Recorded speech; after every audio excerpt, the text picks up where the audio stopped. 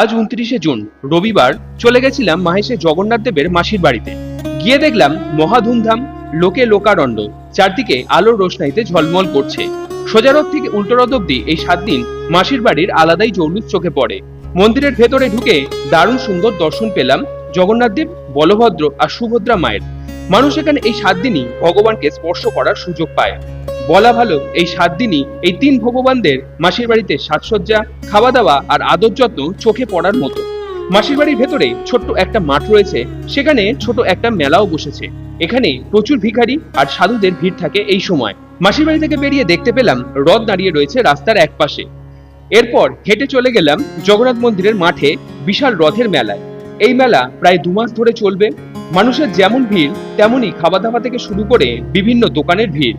আর ওই যে দেখা যাচ্ছে জগন্নাথ মন্দির, কি সুন্দর লাইট দিয়ে সাজানো।